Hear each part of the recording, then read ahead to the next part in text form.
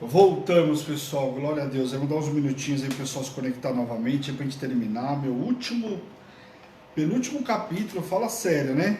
Glória a Deus, né? Mas o Senhor vai entrar e pedir para os intercessores estar orando, né? Tá na intercessão aí em nome de Jesus, para a gente finalizar aí. Nós temos um penúltimo capítulo, temos que fechar hoje o livro de Isaías em nome de Jesus. Se a gente passar 10 minutinhos, eu vou pedir a compreensão de todos, tá? Até porque hoje eu entrei um pouquinho atrasado também, né? Glória a Deus.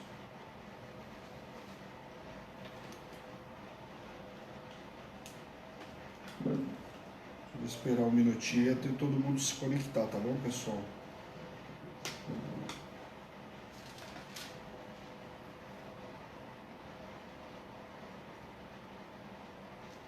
Glória a Deus. Bora lá, vamos compartilhar aí, pessoal, em nome de Jesus. Mais um minutinho para ninguém perder nada aí, tá? Hoje é dia de boa noite individual, né? Glória a Deus, mas bora lá. Então vamos lá, eu vou só ler o último pedacinho que foi onde picotou aí, tá? Então, entre os pecados que Israel estava cometendo e que foi abominável, e Isaías fala para o povo, entre os pecados estavam esquecer-se de Deus, esquecer-se do local de adoração, adoraram em Gade, quando na realidade tinha que adorar onde? Justamente em Jerusalém. E o povo estava adorando em outros lugares. Depois começaram a adorar em Gate a deusa da fortuna e a Mene, o deus do destino, como é citado inclusive aí na Bíblia. O último grupo de israelitas desobedientes foi posto em contraste com Israel espiritual. Os judeus incrédulos sofrerão fome e sede na alma, e os seus tormentos e o tormento de inferno. Mas os fiéis desfrutarão da generosidade dos céus para sempre e serão chamados por outro nome, presumivelmente de cristãos, né, como é nos casos de hoje. Então vamos lá, novos céus e nova terra. Vamos ler do 17 até o 20 aí, que diz assim: Pois eis que eu crio novos céus e nova terra, e não haverá lembrança das coisas passadas, jamais haverá memória delas. Olha, o Senhor, inclusive, a bispa ministrou sobre isso essa semana, presta atenção, né? Mas vós folgareis e exultareis perpetuamente no que eu creio, no que eu crio, porque eis que crio para Jerusalém alegria e para o meu povo regozijo. Exultarei por causa de Jerusalém e me alegrarei no meu povo, e nunca mais se ouvirá nela nem voz de choro, nem de clamor. Não haverá mais nela criança para viver poucos dias, nem velho que não cumpra os seus. Porque morrer aos 100 anos é morrer ainda jovem, e a quem pecar só aos 100 anos será amaldiçoado. Então aqui tem uma informação importante aí que nos remete lá a Gênesis, no comecinho, lá por volta do capítulo 5, né? Vamos ver aí. Novos céus, pois nada mais poderia limitar o povo no espírito. Então aqui Isaías começa a preparar o povo sobre uma nova Jerusalém, que não mais aquela que o povo está acostumado a ver fisicamente, mas um novo tempo. Não seriam mais oprimidos por prisões ou fortalezas emocionais e espirituais, que os impediam de olhar para cima e andarem eretos, de terem esperança e de viverem o bom futuro que o Senhor havia preparado. Seriam criados uma nova Jerusalém, onde essa cidade seria totalmente nova, e nenhuma semelhança com a antiga, onde nunca mais se ouviria o choro. Quando fala que o jovem morrerá de 100 anos, porque em determinada instância, essas palavras indicam o retorno do reino por vir, porque fala da longevidade, ou seja, da longa existência humana dos tempos anteriores ao dilúvio. Então começa a falar sobre o povo viver mais, uma longevidade, porque lembra antes do dilúvio? Ali, quando no capítulo 5 o Senhor deixa muito claro que o povo vivia muito tempo, naquela época vivia 900 e poucos anos aí, pega aí Matusalém que viveu 969 anos, então o povo vivia muito tempo, mas em decorrência de tudo que fizeram, os pecados, as abominações, houve o dilúvio, e um pouquinho antes do capítulo 5, o Senhor fala que ele iria reduzir o tempo de vida do povo. O povo ia reduzir o tempo de vida para média de 120 anos, né? Então, aparentemente, o povo será afligido por doenças, não seria afligido por doenças, né? E nem por envelhecimento, como hoje, quando o pecador também pode significar aquele que não tem uma vida longa. Então você vê que aqui o Senhor traria essa nova Jerusalém, onde até o tempo seria prolongado para esse povo. Por que o Senhor estava falando desse jeito? Para falar sobre o novo tempo, sem aflição, falando do quê? Que o povo poderia viver o quê? Muito melhor do que eles estavam vivendo assolados ali, principalmente aqueles cativos na Babilônia, que não foi um tempo fácil de se esquecer. Então quando fala, não é que o povo ia viver 300 anos, 400 anos, mas falando para o povo de uma longevidade, ou seja, qualidade de vida. E nós temos falado muito sobre isso hoje, sobre qualidade de vida. É você viver um tempo a mais do que você iria viver, por quê? Por conta da qualidade de vida. Quando a gente está no Senhor, a gente tem uma longevidade, porque nós temos qualidade de vida. Nós só precisamos entender isso, né? Essa é a grande dificuldade do povo. Vamos ler do 21 ao 25. Eles edificarão casas e nelas habitarão, plantarão vinhas e comerão do seu fruto. Não edificarão para que outros habitem, e não plantarão para que outros comam, porque a longevidade do meu povo será como a da árvore, e os seus eleitos desfrutarão de toda a obra de suas próprias mãos. Ou seja, você vai edificar a casa, você vai morar nela. Não é edificar para os outros morar. Não é como foi na Babilônia que eles trabalhavam para os babilônios. É bem diferente. Não trabalharão debalde, nem terão filhos para a calamidade, porque são a posteridade bendita do Senhor, e os seus filhos estarão como eles. E será que antes que clame, eu responderei. Estando eles ainda falando, eu os ouvirei. Misericórdia, olha que tempo é esse. Você está abrindo a boca, o Senhor está fazendo. Você está, sabe, aquele negócio, você começa a falar, as coisas estão acontecendo. Esse tempo, o Senhor está falando que está chegando. O lobo e o cordeiro pastarão juntos, e o leão comerá palha com o boi, e será comida de serpente. Não se fará mal nem dano algum em todo o meu santo monte, diz o Senhor. Quer dizer, até os animais que teoricamente eram inimigos, os animais ferozes do campo, iam estar o quê? Como nos pastos verdejantes, né? Fala sério. A vida de bênçãos no reino por vir é apresentada em termos que podem ser facilmente compreendidos, inclusive não só por Isaías, mas também pelos seus contemporâneos. Nós vamos ver aí, Miqueias fala no capítulo 4, nós vamos ver a semana que vem, ele fala exatamente isso. Os habitantes da nova terra não ficarão limitados a essas duas atividades, casas e vinhas, ou seja, plantação e construção de casa. Quer dizer, eles vão estar limitados a nada disso, vão ter muito mais, porque aqui fala de alegria, de regozijo, né? As terão uma vida feliz e abençoada. Não sabe quando você trabalha só preocupado com a casa, só preocupado com o trabalho? Nada disso, está falando de alegria e que seriam abençoados. A expressão como os dias da árvore é símbolo de longevidade e estabilidade. Gozarão até a velhice. Reforça a ideia de longevidade. Então vamos lá, vamos trazer para os dias de hoje. Seria o quê? Falar que nós vamos viver, sei lá, em média hoje o povo vive com 60, nós vamos viver 70, mas com qualidade de vida, longevidade. Então fala aqui da árvore, fala do que? Estabilidade, firmado, como firmado na rocha. Amém? Não trabalharam de balde. Isso mostra que Deus reverteria a maldição que pairava sobre o universo e removeria a maldição proferida nos dias de Moisés lá em Deuteronômio capítulo 28, versículo 30. Não haveria período de tristeza entre a petição e o louvor. Quer dizer, nem bem você ia começar a chorar para pedir ao Senhor, o Senhor já está fazendo.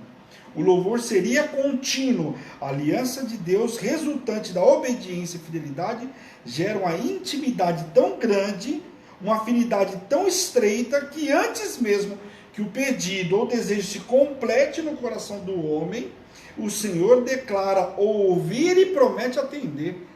Consegue entender isso?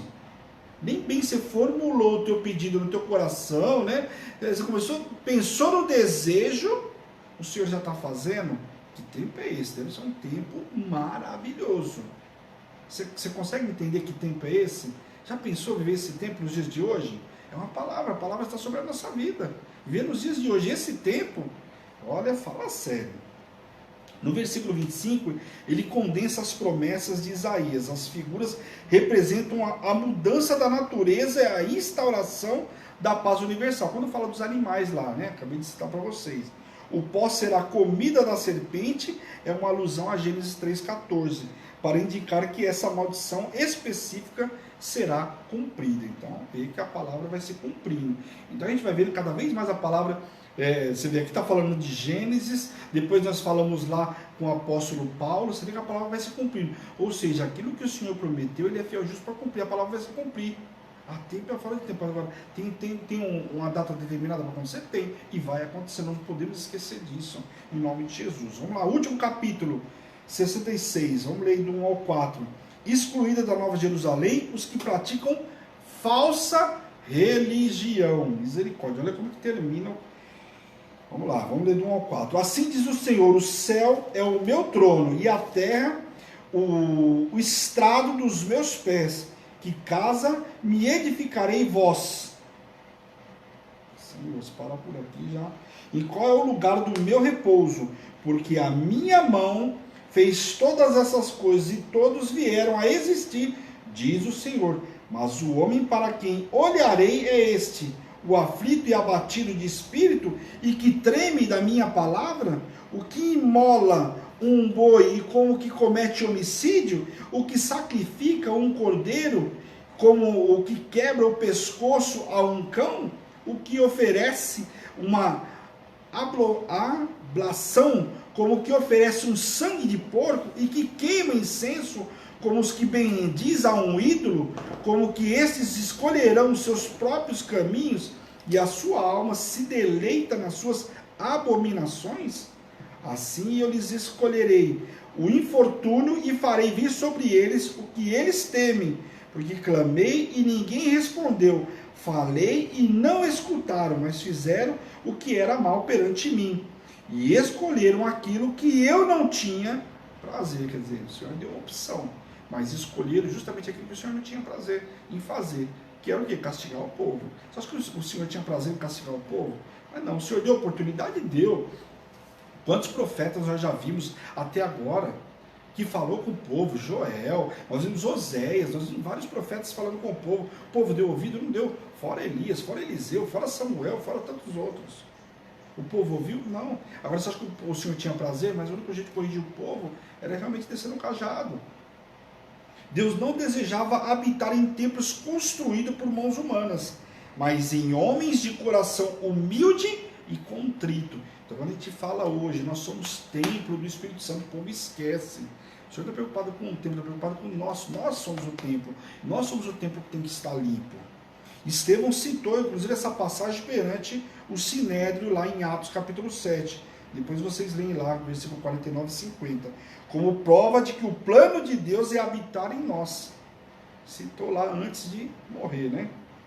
Nós somos templo do Espírito Santo e por isso é preciso estar sempre em santificação, para sermos dignos de nos construir sua morada. Então, como é que eu vou ser morada do Senhor se eu não estiver em santificação, se eu não estiver limpo? Estou aqui falando da gente como templo, né? Fere o homem pode ser uma alusão ao sacrifício de crianças. Degola um cão pode ser uma referência à prática pagã, que era muito comum naquela época. De qualquer modo, o cão era considerado um animal impuro, um carniceiro detestável naquela época. Por quê? Porque o cão comia carniça, né? Então você vai ver vários estudos e tem várias passagens que falam do cão falando como imundícia. E a gente viu como o porco também, tem denominações que nem come a carne de porco porque tem a mão fendida, tudo aquilo que está lá na lei. Mas a gente já viu também lá, com relação à alimentação, a gente já viu o Senhor falando no Novo Testamento sobre isso, eu não vou entrar no mérito, tá? O sacrifício de um boi ou de um cordeiro, essa oferta e o incenso são considerados seus próprios caminhos, porque os adoradores não possuem um espírito contrito, ou seja, não tinha um espírito de arrependido, o povo não estava arrependido de nada, entregava ofertas, entregava holocausto, mas não estavam arrependidos de nada, sendo que você entregava o quê? Uma purificação. Como que entrega uma oferta de purificação e o cara não está arrependido? Né? É como se uma alma encontrasse satisfação nas suas abominações. Quer dizer, o cara entregava, mas estava muito mais preocupado em continuar com as suas iniquidades. A matança de animais é uma abominação diante de Deus, igual ao assassinato, ou um oferecimento a uma besta imunda. O culto que só exteriormente se rende a Deus sem que o coração acompanhe o ato, correspondente a uma abominação dos pagãos e idólatras. Então, quer dizer, eu tinha que entregar um culto verdadeiro, entregar uma né? Eu tivesse o coração arrependido, ele seguisse exatamente com o que aquele ato significava. Senão era simplesmente um mero ritual.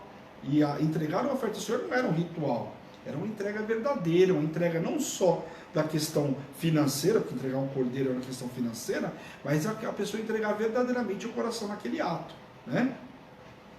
Vamos ler do 5 ao 9 aí, que diz assim: ouvi a palavra do Senhor, vós, os que temeis, vós sois irmãos que vos aborrecem e que para longe de vós lançarei por causa do vosso amor ao meu nome, e dizem, mostre o Senhor a sua glória, para que vejamos a vossa alegria. Esses serão confundidos, e voz de grande tumulto virá da cidade, voz do templo, voz do Senhor, que dá o pago aos seus inimigos. Quer dizer, os inimigos vão comer daquilo que plantaram.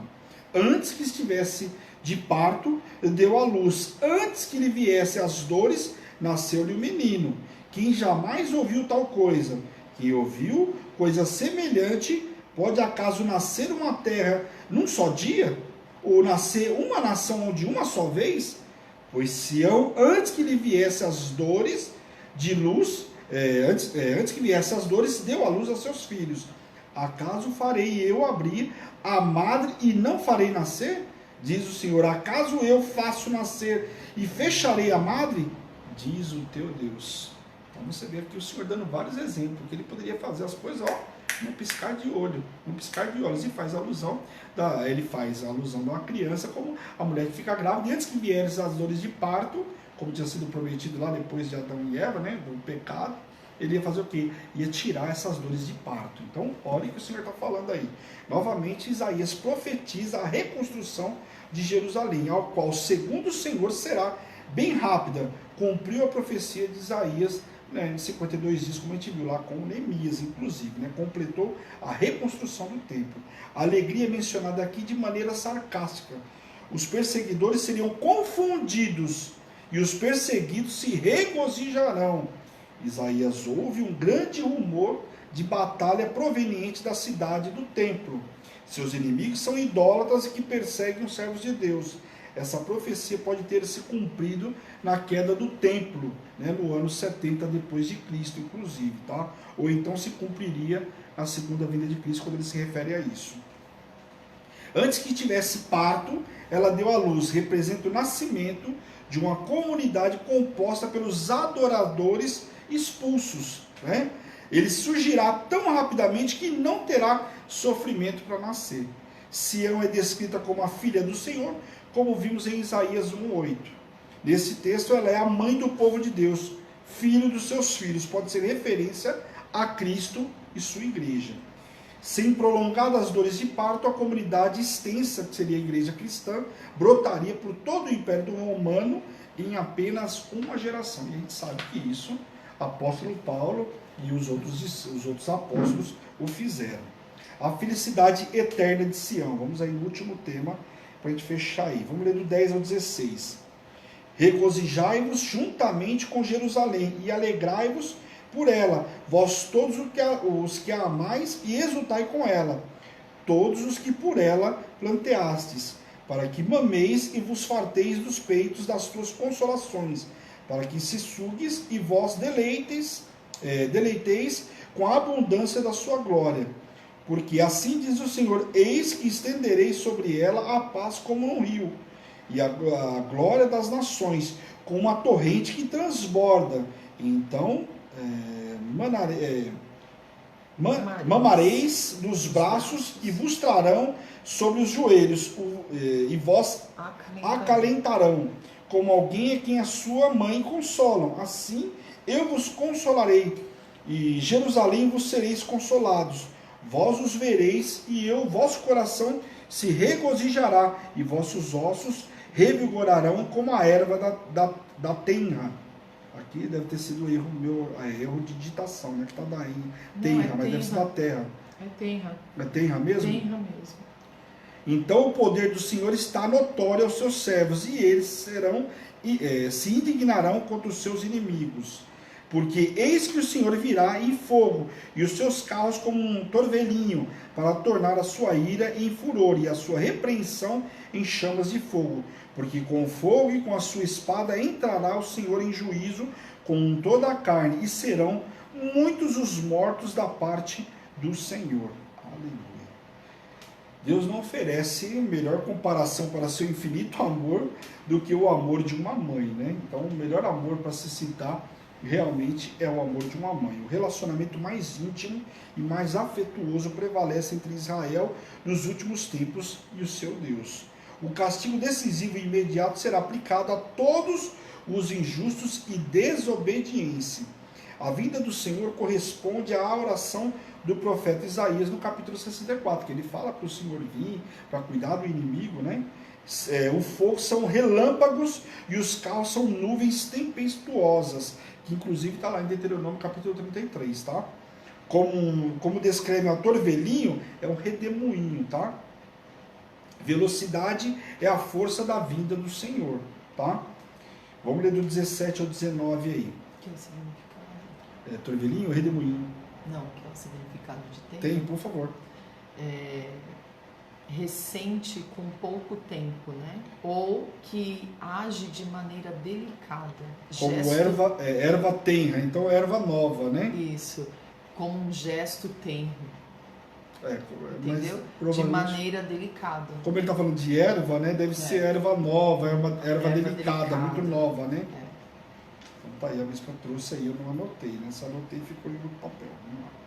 Do versículo 17 ao 19. Os que se santificam e se purificam para entrarem nos jardins após a deusa que está no meio, que comem carne de porco, coisas abomináveis e raios serão consumidos, diz o Senhor, porque conheço as suas obras e os seus pensamentos e venho para juntar todas as suas ações e línguas, e elas virão e contemplarão a minha glória, por entre elas um sinal, e alguns dos que foram salvos enviarei às nações, e a Tarsis, a Pu, a Lude, que atiram como arco, e a Tubal e Java, e até as terras do mar mais remotas, que jamais ouviram falar de mim, nem viram a minha glória, eles anunciarão entre as nações a minha glória.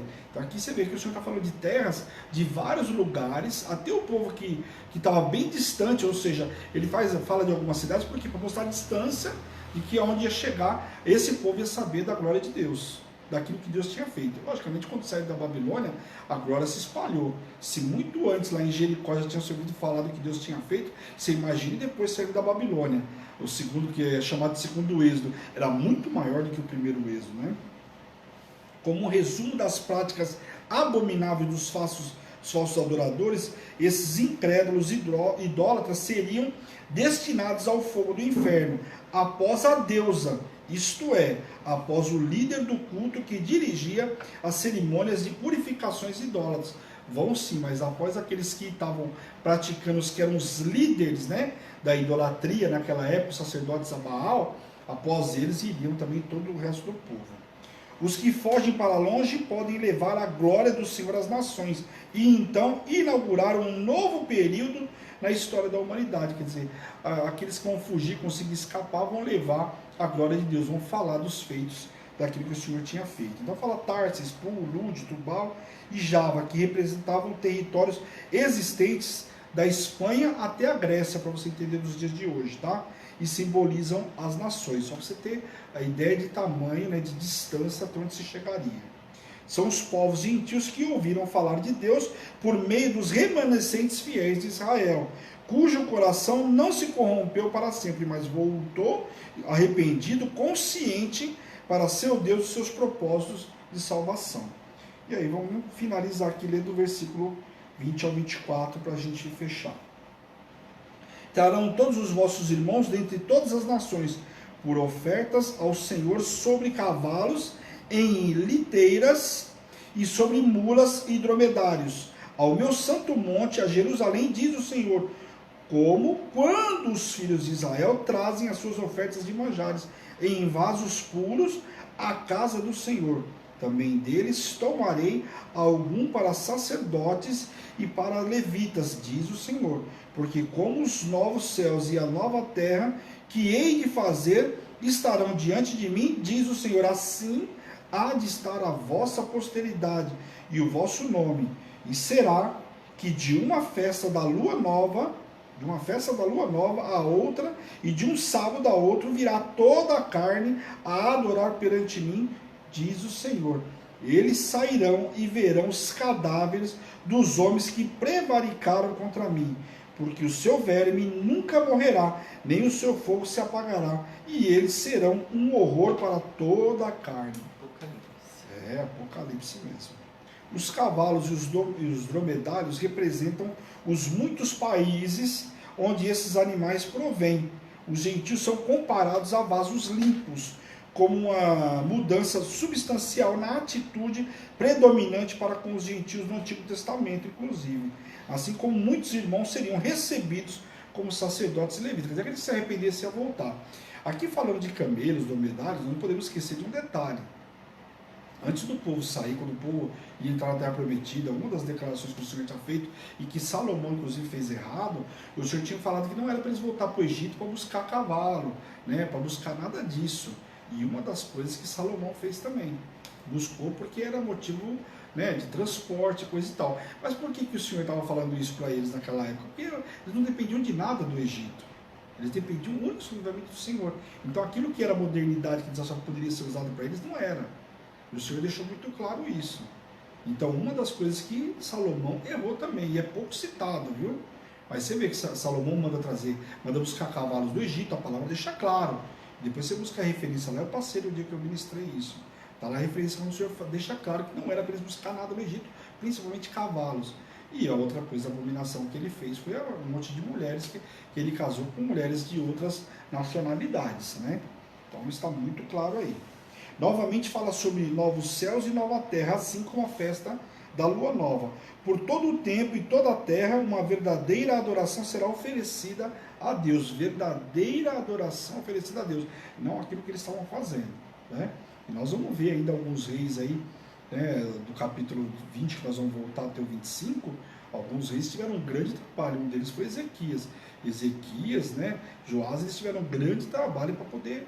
Josias, para colocar as coisas em ordem daquilo que os filhos fizeram, os pais, Os corpos dos mortos são os rebeldes. Esse versículo, inclusive, é citado por Jesus em Marcos capítulo 9, tá? Quem tiver dúvida, está lá, Jesus cita esse versículo. Então, embora o livro de Isaías descreva a salvação vinda de Deus, ele encerra com uma forte declaração sobre o julgamento dos ímpios. Então, ele fala muito sobre a vinda de Cristo, mas ele encerra falando sobre a declaração sobre o julgamento dos ímpios, deixando muito claro que viria novos céus, nova terra, mas o julgamento do ímpio viria também. E esse é o nosso Deus, o Deus que a gente conhece de justiça. Quando a gente deixa o Senhor nos justificar, Ele nos justifica. Pode tardar para você acha que vai tardar, mas não tarde e não demora, vem na hora certa. Deus não chega nem antecipado, nem atrasado, Ele chega na hora certa. Então, às vezes a gente está passando por algumas situações, se sente envergonhado, quer brigar, quer justificar, deixa Deus justificar. Olha como que Isaías falou sobre tantas coisas no livro dele, e no final ele fala sobre o julgamento do ímpio. Quer dizer, falou do novo céu, nova terra, você fala, estou tão alegre que vou esquecer do que passei. Só que o Senhor não esqueceu daquele que te feriu. É isso que o Senhor estava falando aqui.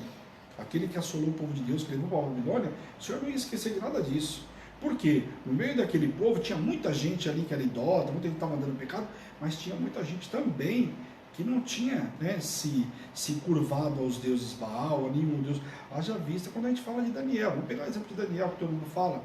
Então Daniel, Sadraque, Mesaque e Abednego, por esses 4 camaradas aí, já dá para falar, já valeu tudo a pena. Então por aí você vê. Então, acha que ia ficar impune tudo que fizeram? Não ia ficar impune. E a gente vai ver depois, quando fala da Babilônia especificamente, tudo o que aconteceu. Não pense que os babilônicos viveram maravilha enquanto mantiveram o povo cativo lá 70 anos. A gente vai ver rei ficando doido, rei vendo coisa, escrevendo na parede, outro ficando fora do templo lá, comendo feito animal, muita coisa a gente vai ver. Não pense que Deus ia deixar barato tudo isso não. Amém? Glória a Deus, povo de Deus. Passei aí 10 minutos, peço desculpa, mas a gente teve a interrupção também aí. Vai estar depois no canal do YouTube, parte 1, parte 2, me perdoa, mas nós tivemos um problema de internet, então vai estar aí em 2 partes aí, mas você não vai perder nada. Amém? Glória a Deus, bora orar então em nome de Jesus. Quero agradecer a todos que viram comigo o livro de Isaías, 2 meses e meio praticamente aí, o livro de Isaías, muita coisa. Eu sei que o livro de Isaías não é uma leitura fácil, então se for preciso, veja de novo. Se ficar com dúvida, me chama. Porque o livro de Isaías, o que nós temos que entender quando a gente vai ler o livro de Isaías? Ele fala sobre muita coisa. Então, uma hora ele está falando lá do novos céus, nova terra, outra hora ele está falando do julgamento do povo, uma hora ele está falando de Israel, outra hora ele está citando Judá, e por aí vai, está falando dos edomitas, falando de um povo que foi, né, de um povo que foi duro com o povo de Deus. Então ele fala sobre muita coisa. É muita revelação. Então ele fala de coisas que vai acontecer 100 anos depois, como ele fala de coisas que já aconteceram. Ou ele volta lá em Êxodo, ele volta lá em Gênesis. Então é um profeta que você fala, é um passeio mesmo. Então é muita informação. Então não é porque ele está num livro que ele está falando sobre um assunto que ele vai continuar naquele assunto. Vira o capítulo, ele já está num outro assunto. Por quê? É conforme Deus ia revelando para ele. Vai fazer o quê? Vai ser a bispa, né? Conforme Deus ia revelando para ele, ele ia falando. Vai saber com quem ele estava conversando naquele momento, com quem ele estava falando.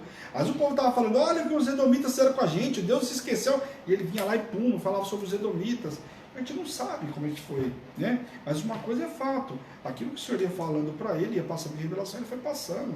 Um camarada que teve até os lábios purificados, né? Mal sabia ele, quando ele falou, eis-me aqui, que Deus ia fazer com ele, 66 capítulos. Imagina que esse cara presenciou e teve que falar com o povo, né? Conhecimento desse homem. Não, e o crescimento. Crescimento espiritual, sem sombra de dúvida. Agora, Miqueias também, nós temos muita coisa para ver com o profeta Miqueias na segunda-feira. Se prepara, não tem imersão aí, todo mundo voltando radiante. Na segunda-feira, profeta Miqueias. Olha, eu não vou falar nada, mas Miqueias, olha, os profetas menores têm uma riqueza de detalhes e muitas coisas que você fala, meu Deus, como é gostoso.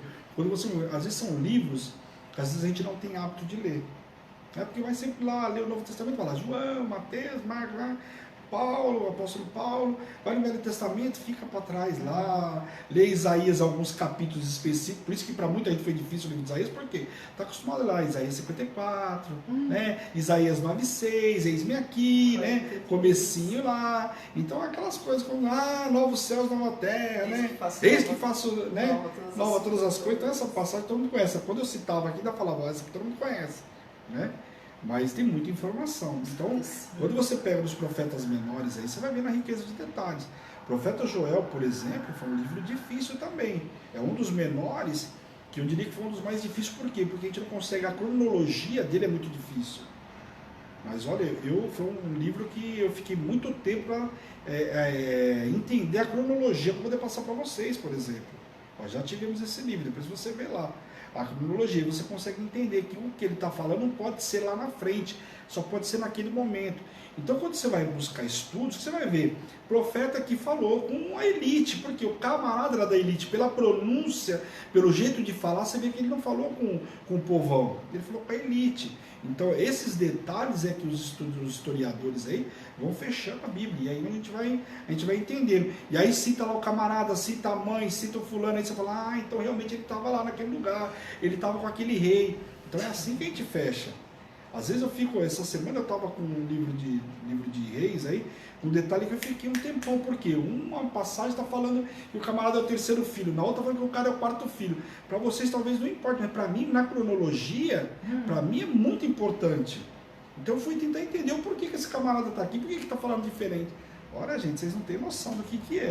Às vezes eu fiquei em 4 versículos aí, eu fiquei quase uma tarde inteira. E andava na Bíblia, vai para cá, vai para lá, vai para cá, vai para lá, porque não é porque eu achei no Google lá que eu vou, então tá certo. Não, pelo contrário, eu vou achar onde que está escrito, onde que está dizendo, onde que eu posso ter base. Eu não posso vir aqui falar para vocês uma bobagem aí, sem base nenhuma, né? Glória a Deus, pessoal, bora orar, né? Porque hoje, se deixar, eu vou até às 9 da noite conversando na bispa, né? Esqueci que tem que descansar, né? Glória a Deus, pessoal, bora orar.